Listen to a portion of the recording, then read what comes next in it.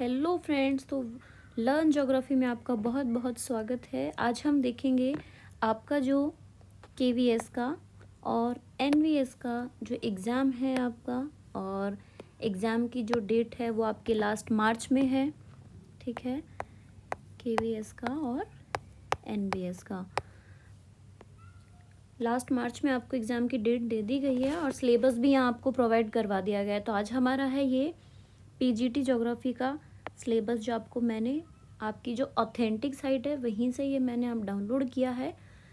बहुत सारे आपको यहाँ दिख रहे हैं कि geography as a discipline, the earth, land forms की बात की है, क्लाइमेट, जो एटमॉस्फेयर है उसमें आपका जो भी एनसीईआरटी बेस है, ओशनोग्राफी में जो आपका बायोस्फीयर है उसके बारे में, Indian physical and environment, location, space and relationship.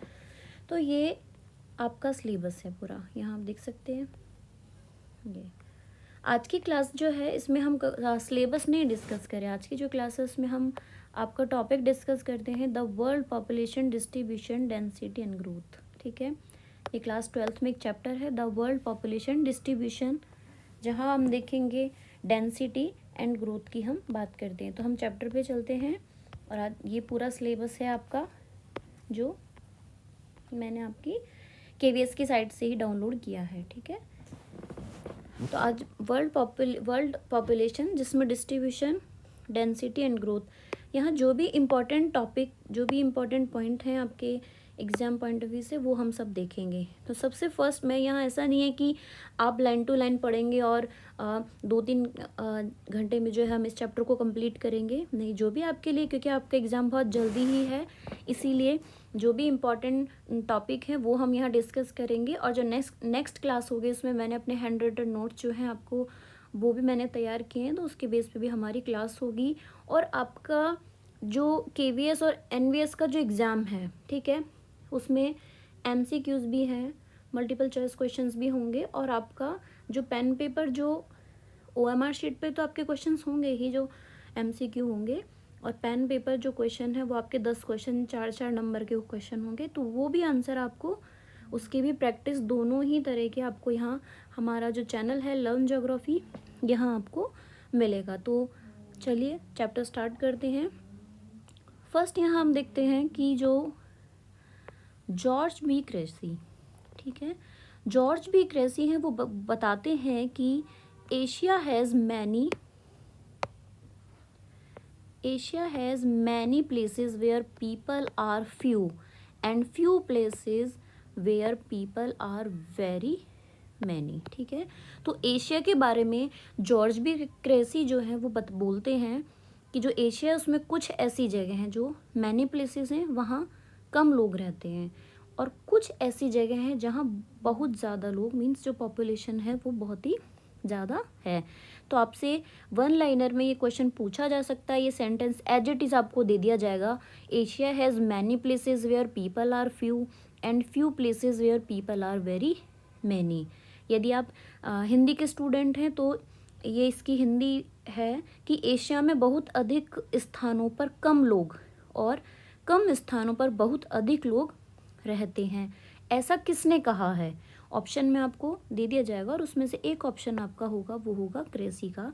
तो आपको यहाँ लगा देना है। नेक्स्ट पे आइए, नेक्स्ट चलते हैं हम मोस्ट पॉपुलस कंट्री।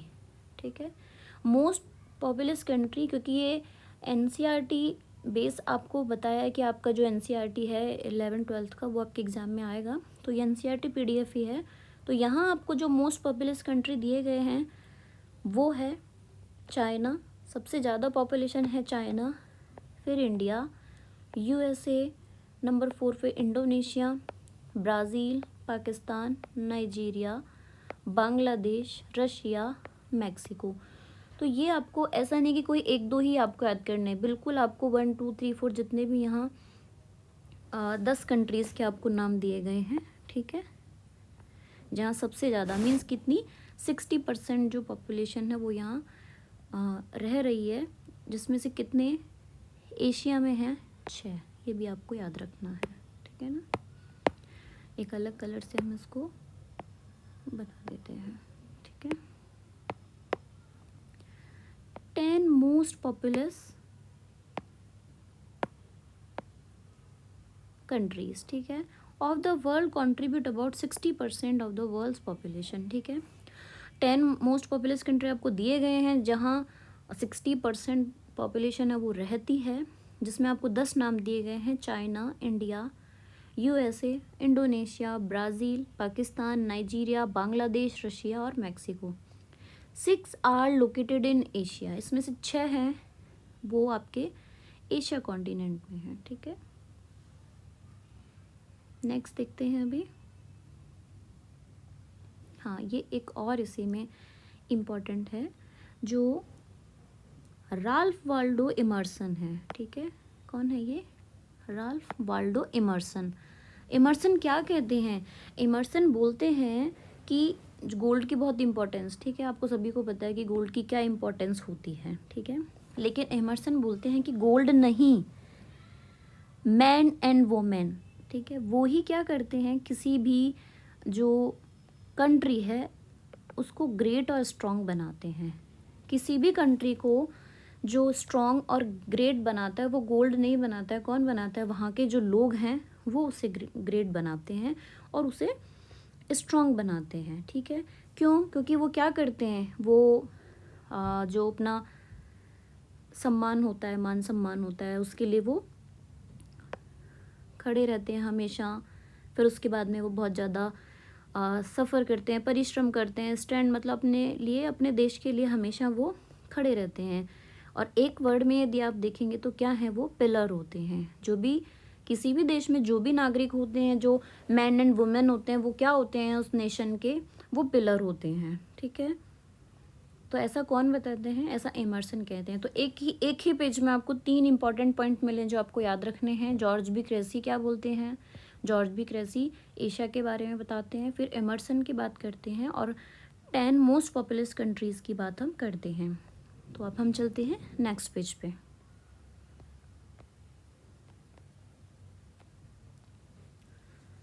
नेक्स्ट हम आते हैं डेंसिटी ऑफ पॉपुलेशन पर, ठीक है। डेंसिटी ऑफ पॉपुलेशन, अब सबसे पहले तो बात ही आती है कि डेंसिटी होती क्या है, ठीक है। तो डेंसिटी होती है कि ratio between the 2 number of people of the size of land, ठीक है। मीन्स कि कितने एरिया पर, मीन्स कि पर स्क्वायर किलोमीटर पर कितना, पर स्क्वायर किलोमीटर पर कितने लोग रह रहे हैं, ठीक है। यही क्या है, डेंसिटी है। और डेंसिटी का जो फॉर्मूला है वो भी आपको याद रखना है। डेंसिटी का फॉर्मूला आपको एग्जाम में दे सकते हैं कि what is the formula of density of population, means कि population upon area upon population upon area, या फिर area upon population multiply by 100 और डिवाइडेड बाय 100, ऐसे करके आपको 4 ऑप्शन दिए जा सकते हैं। तो आपको ये याद रखना है कि डेंसिटी ऑफ पॉपुलेशन का फॉर्मूला क्या है, ठीक है। पॉपुलेशन अपॉन एरिया, कि कितने एरिया पर, आप इसको ऐसे भी याद रख सकते हैं कि एरिया के ऊपर पॉपुलेशन रहती है, ठीक है। आप इसे कभी भी नहीं भूलेंगे कि एरिया जो है उसके ऊपर क्या रहती है, पॉपुलेशन रहती है। तो ये फॉर्मूला आपको याद इजीली रहेगा, ठीक है।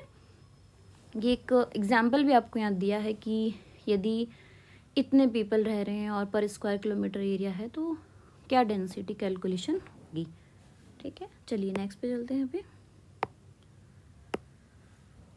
अब बात हम करते हैं, डेंसिटी की बात हो गई है, अब डेंसिटी के बाद बात आती है factor influencing the distribution of population, कि कौन कौन से फैक्टर हैं जो आपकी जो पॉपुलेशन है उसके डिस्ट्रीब्यूशन को इन्फ्लुएंस करते हैं या उसको इफ़ेक्ट करते हैं, उस पर उनका इफ़ेक्ट आता है। कि अब बहुत ही बेसिक सी बात है कि यदि आपने चैप्टर नहीं पढ़ा है और क्वेश्चन आ जाता है यदि आपको 4 नंबर में लिखने के लिए कि right the factor of influencing the distribution of population, की जनसंख्या वितरण को प्रभावित करने वाले कारकों को लिखिए, तो आप बोलेंगे नहीं मैंने तो पढ़ा ही नहीं था। नहीं, ये बेसिक है कि आप भी एक क्या है, पॉपुलेशन का पार्ट है। तो आपको पता होना चाहिए कि जब आप किसी भी जगह का सिलेक्शन करते हैं या फिर आप कहीं रहने जाते हैं तो कौन कौन सी फैक्टर्स को आप देखते हैं। तो कौन कौन से फैक्टर होते हैं, आपको सबसे पहले पता होता है कि जगह अच्छी होनी चाहिए, सेफ़ होनी चाहिए, पानी वहाँ आपको मिल जाना चाहिए, ठीक है।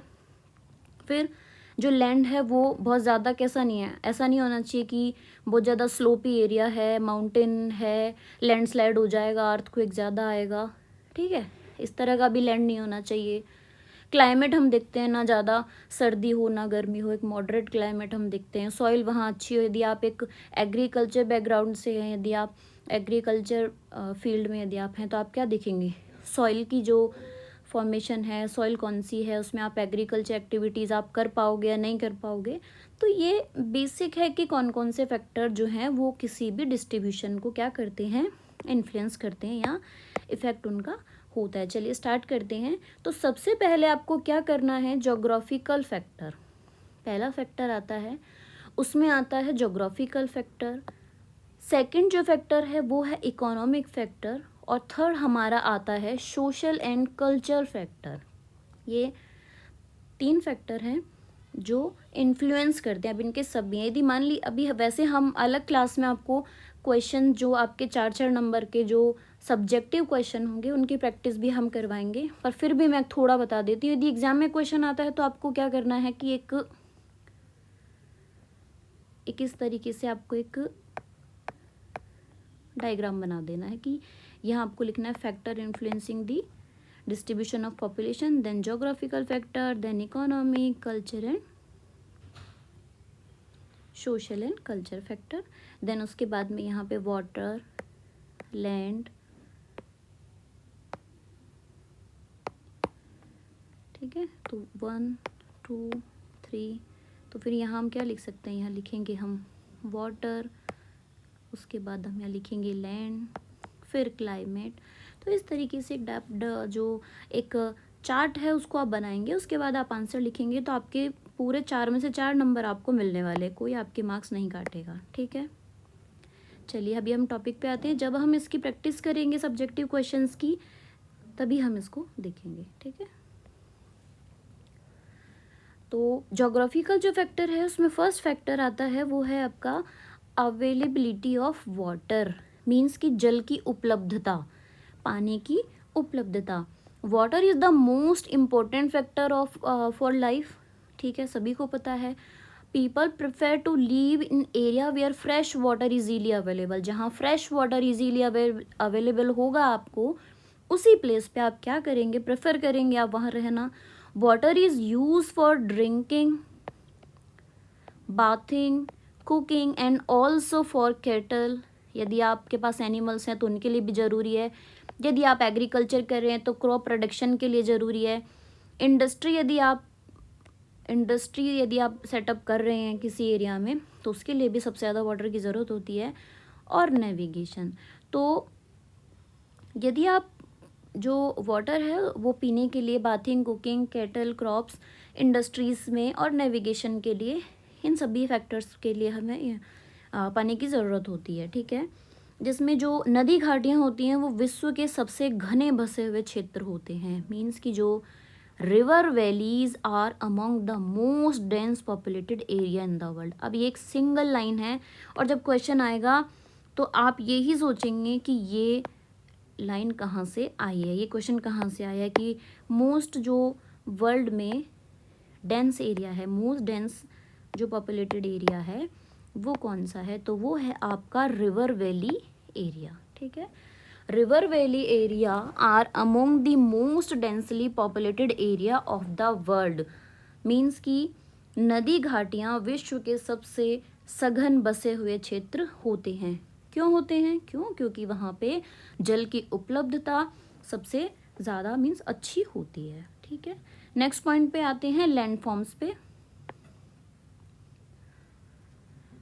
लैंडफॉर्म्स पे यदि हम बात करते हैं तो लैंडफॉर्म में है पीपल प्रेफर लिविंग, कलर इसमें हम चेंज कर लेते हैं ताकि प्रॉब्लम ना हो, ठीक है।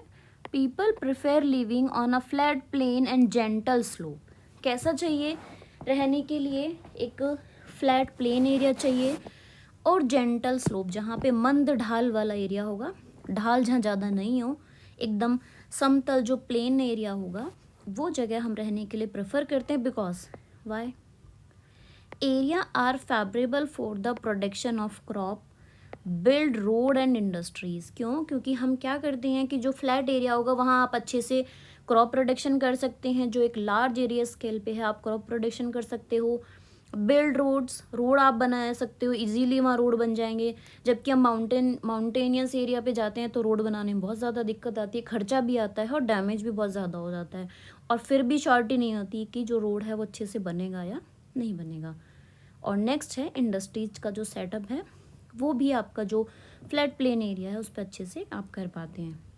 नेक्स्ट है mountainous and the hilly area hinder the development of transport network and hence initially do not favour for agriculture industry. अभी मैंने लाइन बोली थी कि जो पहाड़ी जो पर्वतीय क्षेत्र होते हैं वहाँ पे जो परिवहन तंत्र होता है उसके विकास में जो है वो क्या होता है, अवरोध आता है। मीन्स कि वहाँ बैरियर जो हैं वो आपको देखने को मिलेंगे कि हिली एरिया में आप ये सब जो प्रोसेस है वो आपकी अच्छे से नहीं होंगी। ठीक है, नेक्स्ट देखिए। सो क्या होगा, लेस पॉपुलेटेड एरिया, कौन सा, जो माउंटेनस पहाड़ी जो इलाके होते हैं वहाँ पे पॉपुलेशन कम होगी, लेकिन जो गंगा प्लेन एरिया है वो मोस्ट डेंस पॉपुलेटेड एरिया है वर्ल्ड में। ठीक है, जो माउंटेनस जोन है, जो हिमालयन रीजन है वो क्या है आपका एक स्कैर्ली मीन्स की विरल जनसंख्या, कम जनसंख्या। तो ये बहुत बेसिक सी बात है कि जहाँ पानी ज़्यादा होगा वहाँ आपको पॉपुलेशन है वो ज़्यादा मिलेगी। लैंडफॉर्म में आपको प्लेन और जो फ्लैट एरिया है वहाँ आप अच्छे से रहेंगे, और माउंटेन जो एरिया है वो ज़्यादा पॉपुलेटेड नहीं होता है, लेस पॉपुलेटेड होता है। ठीक है, बार बार सेम ही जो बात है वो रिपीट हो रही है। चलिए नेक्स्ट में आते हैं, अब क्लाइमेट की बात करते हैं। ठीक है,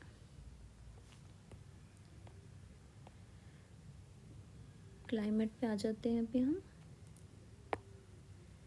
ये है क्लाइमेट। अब क्लाइमेट कैसा होना चाहिए, क्लाइमेट होना चाहिए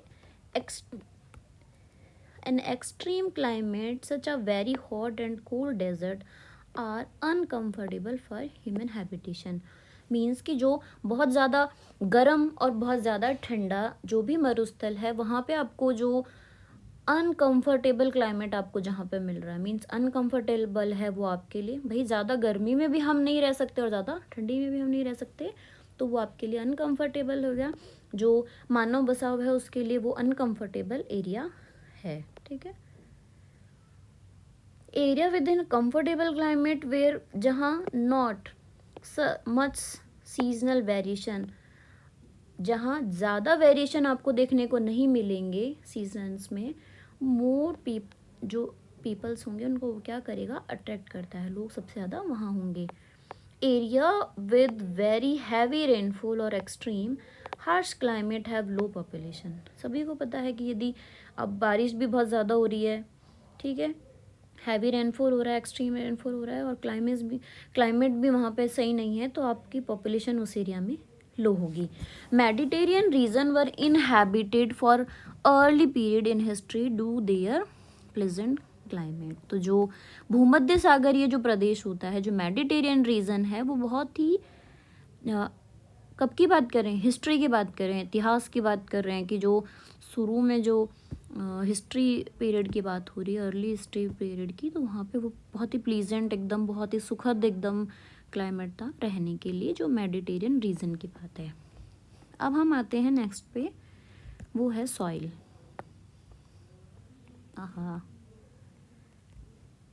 सॉइल पे आते हैं, ये है soil, that's fine. Soil, fertile soil are important for agriculture and land aligned activities. आपको पता है कि यदि आप एग्रीकल्चर कर रहे हैं तो सॉइल की फर्टिलिटी बहुत ही ज़रूरी है। तो जहाँ फर्टाइल सॉइल होगी उस जगह means agriculture and align activities means उससे संबंधित कोई भी एक्टिविटीज़ जो होंगी उसके लिए फर्टिलिटी बहुत ही ज़रूरी है सॉइल की, जिसमें है कि have fertility loamy soil have a more people living them these can support intensive agriculture. ठीक है, जो लॉमी सॉइल होती है, जो दोमट मिट्टी जिसको हम बोलते हैं, उस जगह पर आपको पॉपुलेशन ज़्यादा मिलेगी, बिकॉज जो गहन कृषि है, गहन कृषि मीन्स जो इंटेंसिव एग्रीकल्चर है वो सबसे ज़्यादा उसी एरिया में होगा। और जहाँ कुछ ऐसे जो प्लेसेस हैं वो आपको बोल रहे हैं कि यदि कुछ ऐसे प्लेसेस हैं जहाँ पे अच्छी सॉइल नहीं है तो उनके आप नाम बताइए, तो आपको बता सकते हैं कि कुछ ऐसे प्लेसेस है जहाँ सॉइल उसमें प्रोडक्शन, जैसे कि लेटराइट सॉइल है, जो एक मिक्स जो सॉइल होती है, तो वो उस सॉइल में आपको इतना फर्टिलिटी आपको देखने को नहीं मिलती है। जबकि ब्लैक सॉइल है, एलिवल सॉइल है, तो ये सॉइल कैसी है आपकी, फर्टिलिटी फर्टाइल अच्छी है, क्रॉप जो ग्रोइंग है वो आपको जो आउटकम है, जो प्रोडक्शन है वो अच्छे से यहाँ पे मिलता है। ठीक है, चलो ये बहुत ज़्यादा बड़ा टॉपिक हो जाएगा, अभी इसको हम इतना ही समझते हैं कि जो factor influence the distribution of population है, उसमें फर्स्ट आपका जो टॉपिक है वो है आपका जोग्राफिकल फैक्टर। जोग्राफिकल फैक्टर में 4 फैक्टर आते हैं, availability of water, land forms मतलब जल की उपलब्धता, भू आकृति, उसके बाद क्लाइमेट जलवायु, सॉइल मृदा। ठीक है, ये 4 पॉइंट आपको याद रखने हैं जोग्राफिकल फैक्टर में। अब नेक्स्ट सेकंड पे हम आते हैं इकोनॉमिक फैक्टर। इकोनॉमिक फैक्टर मतलब आर्थिक कारण। ठीक है,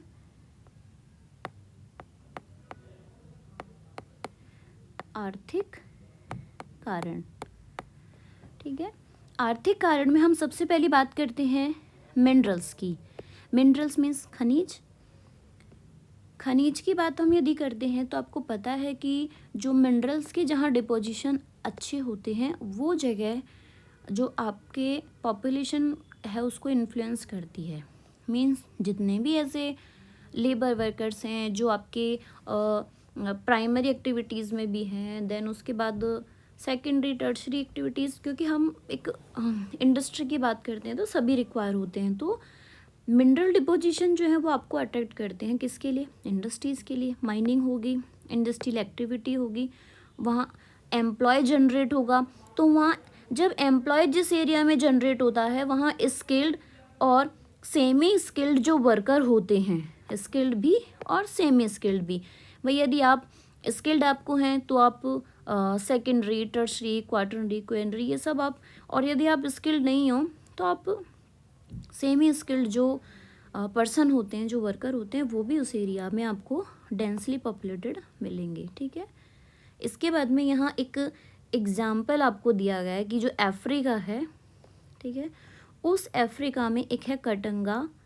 जाम्बिया, जो एक कॉपर बेल्ट है। कैसा, कॉपर बेल्ट है, ये याद रखना है आपको। ठीक है, ये आपको याद रखना है, Katanga Zambia copper belt in Africa, बस इतना ही याद रखना है। अब आपसे क्वेश्चन पूछ लिया जाएगा कटंगा जाम्बिया कॉपर बेल्ट कहाँ है, in Africa, in Asia, in northern America, in south America, तो आपको ऑप्शन लगा देना है अफ्रीका में। ठीक है, हिंदी में भी कटंगा जाम्बिया तांबा पेटी है, वो एक अच्छा उदाहरण है किसका, जो मिनरल एरिया है वहाँ पे पॉपुलेशन ज़्यादा है इसका। ठीक है, मीन्स की जो इकोनॉमिक फैक्टर होता है वो पॉपुलेशन को, डेंस पॉपुलेशन को क्या करता है, इफेक्ट करता है, वहाँ पॉपुलेशन को अट्रैक्ट करता है। ठीक है, नेक्स्ट में हम आते हैं अर्बनाइजेशन की बात अब हम करते हैं। ठीक है, अर्बनाइजेशन जो है उसमें हम देखते हैं कि जो नगर होता है उसमें रोजगार के बेहतर अवसर, शैक्षणिक एवं चिकित्सा संबंधी सुविधाएं, परिवहन और संचार के बेहतर संसाधन प्रस्तुत करते हैं। मीन्स देखिए, cities offer better employment. Cities क्या करती हैं, बेटर एम्प्लॉयमेंट अपॉर्चुनिटी देती हैं, एजुकेशनल एंड मेडिकल फैसिलिटीज़ आपको वहाँ मिलेंगी, बेटर मीन ऑफ ट्रांसपोर्ट, आपको कम्युनिकेशन मिलेगा वहाँ पे, गुड्स जो आपकी जो गुड सिविक एमिनिटीज़ मीन्स की जो अच्छी जो नगरीय सुविधाएं होती हैं, ठीक है, वो आपको वहाँ मिलेंगी।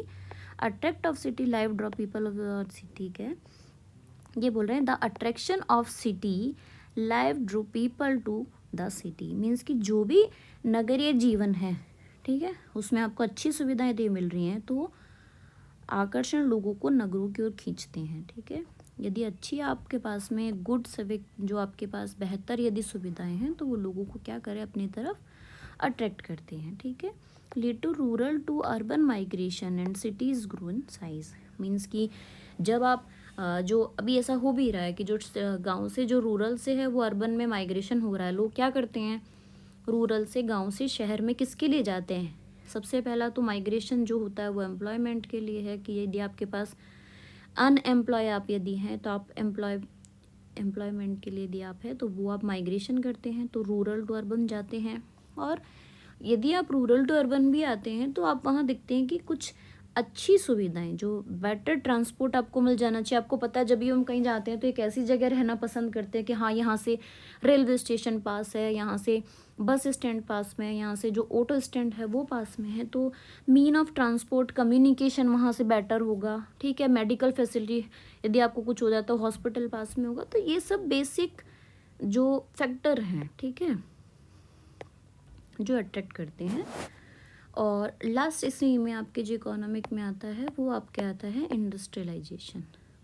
ठीक है, इंडस्ट्रियलाइजेशन में हम देखेंगे कि जो इंडस्ट्रियलाइजेशन है वो जो इंडस्ट्रियल बेल्ट होता है वो provide job opportunities and attract the large number of people. Job opportunities होंगी तो वो लार्ज नंबर ऑफ पीपल को अट्रैक्ट करता है। Include not just factory workers, these include not just factory workers but also transport operators, shopkeepers, bank employees, doctor, teacher, other services provider. अब देखो यहाँ आपको ये डिटेल में क्यों बताया जा रहा है, क्यों, क्योंकि ये क्वेश्चन आपको 4 नंबर में आपसे पूछा जा सकता है। ठीक है, एमसीक्यू की प्रिपरेशन तो है ही कि भाई ऑप्शन में आपको मैंने अभी बताया कटंगा, जामिया, कॉपर बेल्ट कहाँ है, तो अफ्रीका में। इस तरह के क्वेश्चन आपको पूछे जाएंगे। डेंसिटी ऑफ पॉपुलेशन जो है ये आपसे पूछा जाएगा, लेकिन ये क्वेश्चन 4 नंबर में भी आपसे पूछा जा सकता है।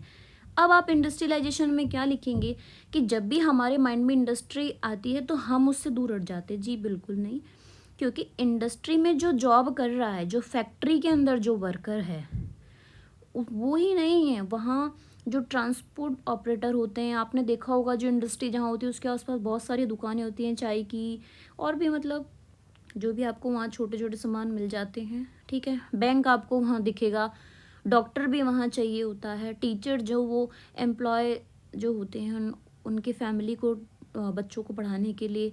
तो इस तरह की जो पूरी सर्विसेज होती हैं इस इंडस्ट्रियल एरिया में चाहिए होती हैं। और जब यहाँ ऐसा होगा तो क्या होगा, पॉपुलेशन वहाँ अट्रैक्ट होगी और वहाँ पॉपुलेशन जाएगी रहने के लिए। ठीक है, यहाँ भी एक एग्जाम्पल आपको दिया गया है और आप ये इम्पॉर्टेंट है, इसे भी आप याद रखेंगे। Kobe Osaka. ठीक है, क्या है ये है आपके वेट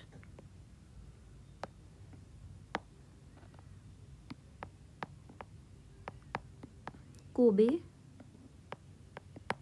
ओसाका। ठीक है, कोबे ओसाका एक ऐसा रीजन है जहाँ अनेक उद्योगों की उपस्थिति के कारण बहुत ही ज़्यादा डेंस बसा हुआ है। तो कोबे ओसाका कहाँ है आपसे पूछा जा सकता है। जो डेंस पॉपुलेटेड है तो वो है आपका जापान में। कहाँ है, Japan. Kobe Osaka, the Kobe Osaka region of Japan is thickly populated because of the presence of a number of industries। Means जो कोबे ओसाका है यहाँ पॉपुलेशन कैसी है, ज़्यादा है, डेंस पॉपुलेटेड है, बिकॉज ऑफ उद्योगों की उपस्थिति, presence of a number of industries वहाँ ज़्यादा है इसीलिए। ठीक है, चलिए अब नेक्स्ट पे आते हैं। अब है आपके सोशल एंड कल्चरल फैक्टर्स। ठीक है, सोशल एंड कल्चरल फैक्टर में आते हैं some places attract more people because they have religious and cultural significance.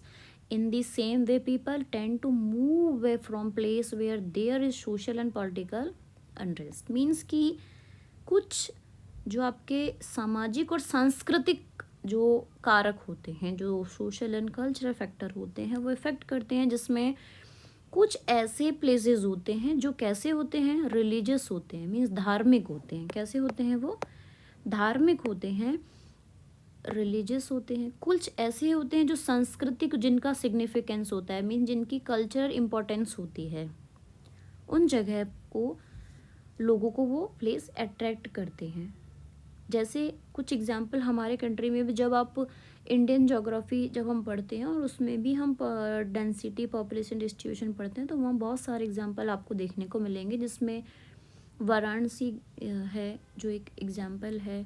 अभी आपको पता है कि जैसे वृंदावन है, ठीक है। इस तरह के जो एरिया हैं जो जहाँ रिलीजियस और कल्चरल सिग्निफिकेंस होता है वो अट्रैक्ट करता है। अब आप बोलेंगे कि सिर्फ वृंदावन में क्या लोग रहे, जी बिल्कुल, लोग, आप जाते हैं वृंदावन, आप जाते हैं, वहाँ जाके आप क्या करते हैं, होटल रह रहे हैं, रेस्टोरेंट में आप खाना खा रहे हैं, उसके बाद में आप ऑटो वहाँ ले रहे हैं, परिक्रमा आप कर रहे हैं, वहाँ आसपास आप घूम रहे हैं।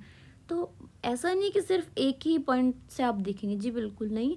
आप ऑटो यदि है, ऑटो की रिक्वायर है, टैक्सी रिक्वायर है, तो वो क्या कर रही है, फिर आपको वहाँ एम्प्लॉय भी तो मिल रहा है।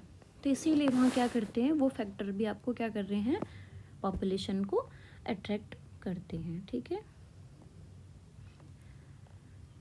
अब कुछ ऐसे एग्जाम्पल भी हैं जहाँ से आप छोड़ के भी जा सकते हो, मीन्स मतलब जो लोग वहाँ से जाते हैं, कोई एक ऐसा प्लेस है जहाँ आपको ठीक से सुविधाएं नहीं मिल रही हैं, सोशल एंड पॉलिटिकल जहाँ अनरेस्ट। अभी सबसे पहले बड़ा एग्जाम्पल आपको पता है कि अभी जो इज़राइल और अमेरिका जो कर रहे हैं, तो उसकी वजह से क्या हो रहा है, वहाँ से जो ईरान है वहाँ से लोग क्या कर रहे हैं, move away from places, move कर जाते हैं। एक ऐसा प्लेस जहाँ से सोशल और पॉलिटिकल आपको क्या मिल रहा है, शांति मिल रही है, उस जगह से आप क्या कर देते हैं, मूव ऑन हो जाते हैं, मूव अवे, वहाँ से आप चले जाते हैं, ठीक है।